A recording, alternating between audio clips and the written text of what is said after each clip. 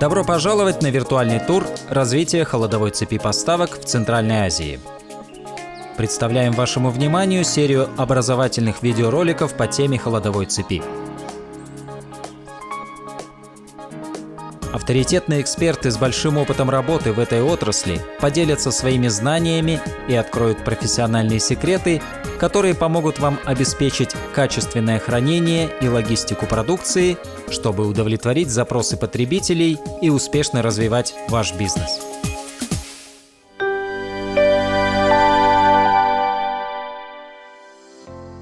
В этой части мы поговорим о вопросах управления и замера температуры в холодильных и морозильных складах, а также рефрижераторном транспорте.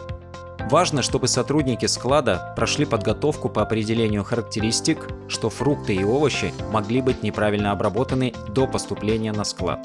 Они должны быть обучены распознавать характеристики, которые могут указывать на сбор урожая ненадлежащей зрелости, слишком рано или слишком поздно, возможно неправильное обращение с продукцией в послеуборочный период или в период переработки, использование неподходящей упаковки и упаковочных материалов, несвоевременное использование удобрений и средств защиты растений. Порча при заморозке в принципе не должно образоваться. По простой причине, что если продукт заморожен и технология соблюдалась, температурный режим соблюдался, то продукту ничего не будет. Если же продукт битый, мятый, то его нужно заблокировать, утилизировать. Все. Другого варианта невозможно, потому что целостность упаковки и сливца самого пакета, она нарушена. Пока, как говорится, не набьешь шишек, не поймешь, что нужно делать. И когда, в общем-то, это все в теории, это все выглядит, а может быть надо, а может быть не надо, но когда сталкиваешься в реальной жизни с такими вещами, что сбор произошел не вовремя, что неправильно была соблюдена агротехнология, что что-то не удобрили, какие-то минеральные удобрения не внесли, или защита растений была неправильна, или, допустим, при хранении яблоки сразу не поместили в хранилище, они сутки или двое простояли в саду под солнцем. Многие прошли, к сожалению, через опыт, уже понимают, что очень важно следовать правилам, и, безусловно, качество плодов, я считаю, на сегодня в разы уже лучше, выросло. И они, в общем-то, плоды имеют очень высокую конкурентную способность на рынке. Какие бывают болезни в холодном хранении? Старение, черная гниль, синяя и зеленая плесень, переохлаждение, замораживание, послеуборочные вмятины. На нашем складе не образовывалась плесень. Мы 2 раза в год делаем забор анализов смывов, и мы понимаем, есть у нас какие-то критические вещи или нет. В принципе, этого достаточно для того, чтобы обезопасить продукт питания. Растение и плод – единая живая система, поэтому только на основе современных знаний в области физиологии и биохимии представляется возможность путем целенаправленного использования комплекса экологических, биологических, агротехнических и технологических факторов управлять продуктивностью, качеством и лишкоспособностью плодов на разных этапах жизни, производство, уборка, хранение, товарная обработка, доведение до потребителя. Существует множество различных типов продуктов питания, и у каждого из них есть свои особые требования для поддержания высокого качества во время хранения. Технология сохранения пищевых продуктов – это использование операций, направленных на продление срока хранения пищевых продуктов путем снижения или устранения микробной активности и замедления химических реакций, ухудшающих качество продукта. Срок годности – это время между производством продуктов питания, сбором урожая и достижением неприемлемости для потребителей. Независимо от типа хранения, все продукты в конечном итоге претерпевают изменения вкуса, цвета, текстуры и питательного статуса. Мороженое в целом это очень деликатный продукт. Температура для нас является критической, скажем так, функцией в производстве и в хранении. Поэтому даже небольшая разница в 2 градуса может оказывать очень большое значение в качестве конечном и в сроках хранения. Смотровое окно на двери не случайно, так как внутри камеры мы создаем специальную атмосферную среду и снижаем кислород до 1-2%, внутрь камеры заходить нельзя.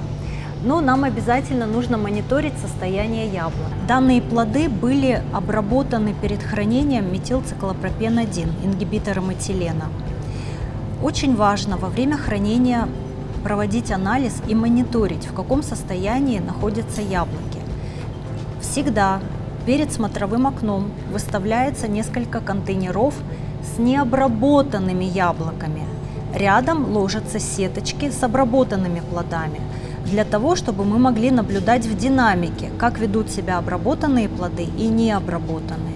Если на необработанных плодах возникают какие-то заболевания, то значит примерно через 2-3 месяца подобные заболевания могут проявиться на обработанных плодах.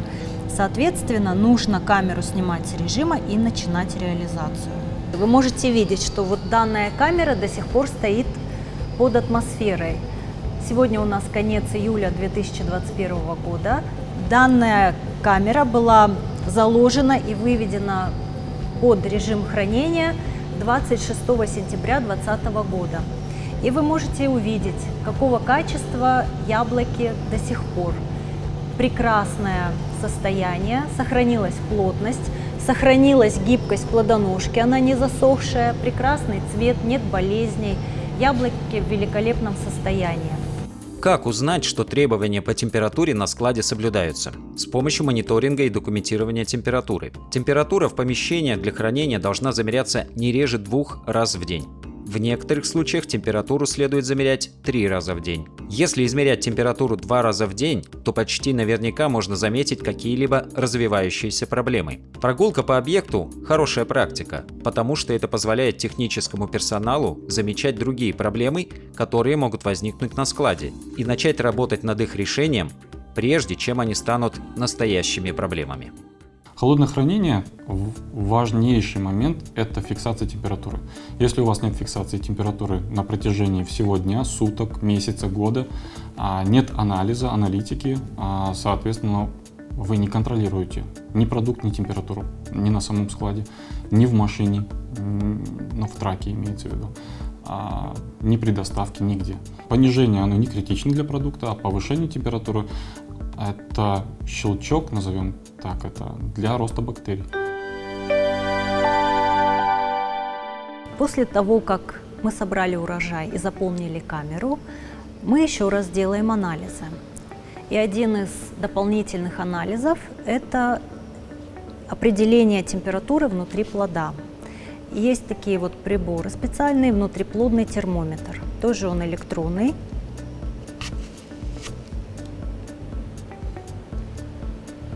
Температура данного плода 19 градусов. Данный показатель также очень важен при выходе камеры на режим. Электронные устройства особенно полезны, если вы хотите просматривать их каждый час, а также просматривать периоды за определенные дни и недели в сочетании с другими зарегистрированными параметрами, такими как промежуточное давление. Это действительно полезно, если вы устраняете проблему или пытаетесь улучшить свою систему охлаждения.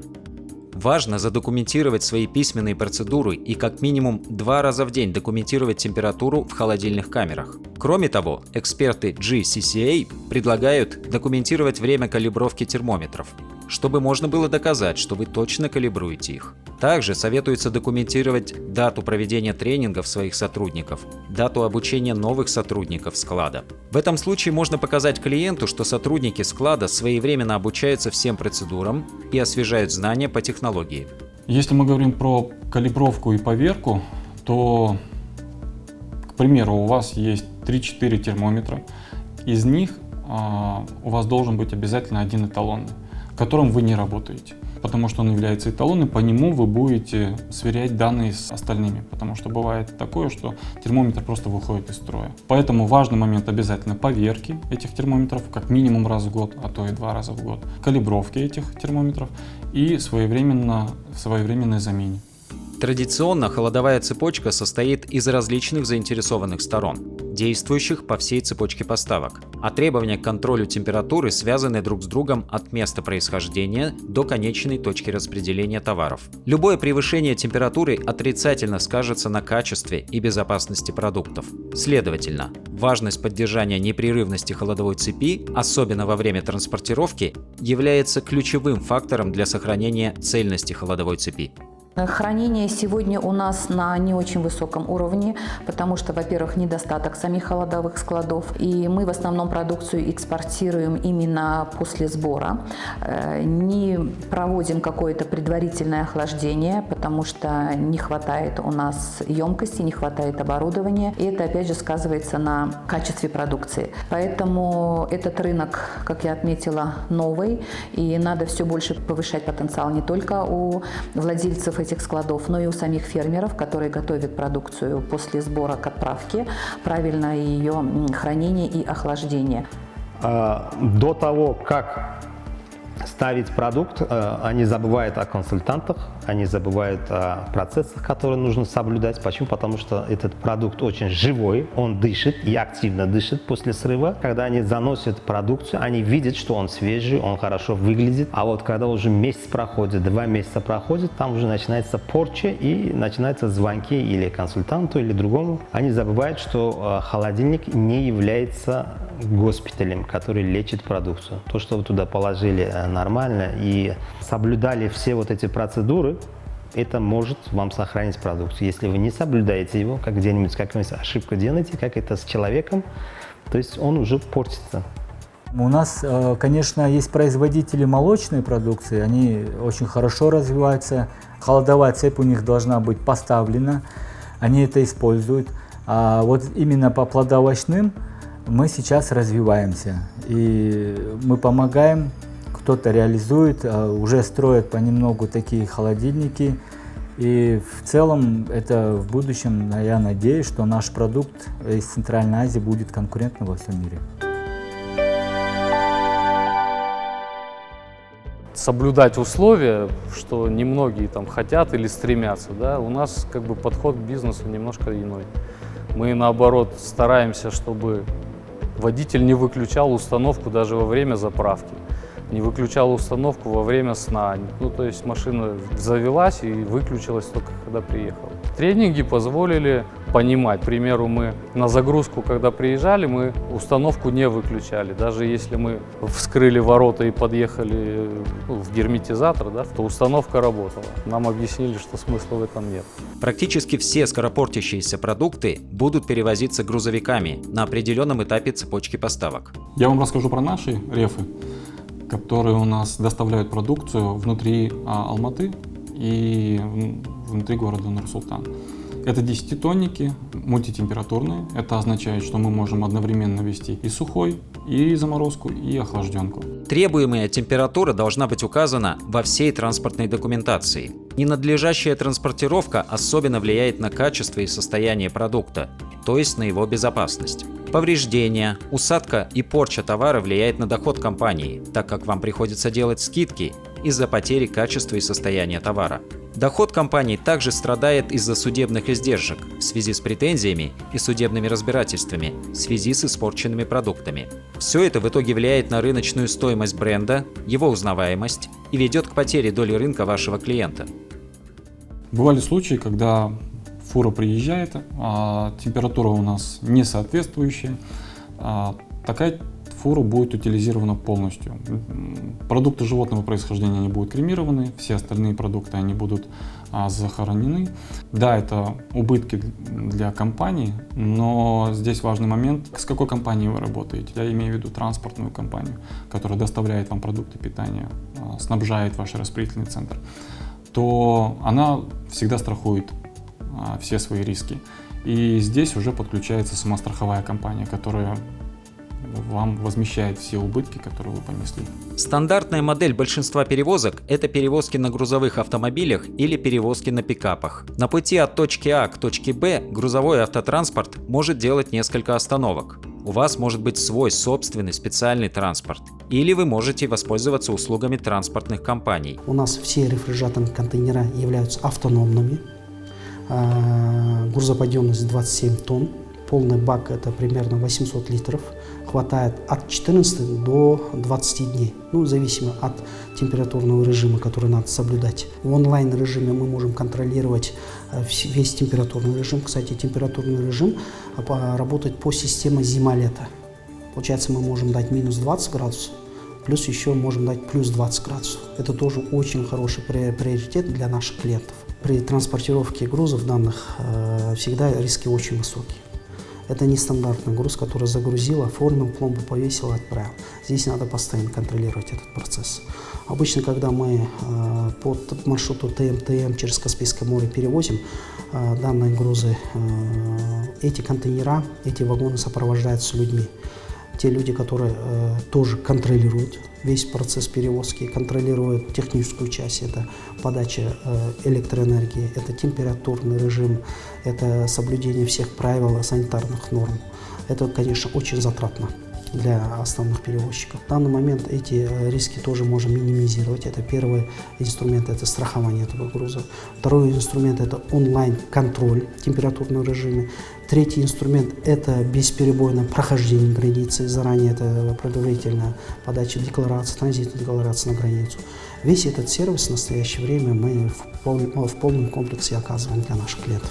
При поддержке правительства были реализованы проекты по развитию транспортно-логистических центров. В рамках этих проектов было построено на станции 40-я, недалеко от города Астана, Нур-Султан, современный транспортно-логистический центр, где построили склад температурного режима. Тоже современная технология внедрена. В настоящее время оно очень успешно работает. И аналогичный склад построили в городе Чимкент. В настоящее время у нас много проектов по развитию транзитных маршрутов. Это первый маршрут Китай, Казахстан, Европа, Китай, Казахстан, Россия, Китай, Казахстан, Турция, проект ТМТМ, транскаспийский транзитный международный маршрут. Китай, Казахстан, страны Средней Азии, это Узбекистан, Таджикистан, Туркмения.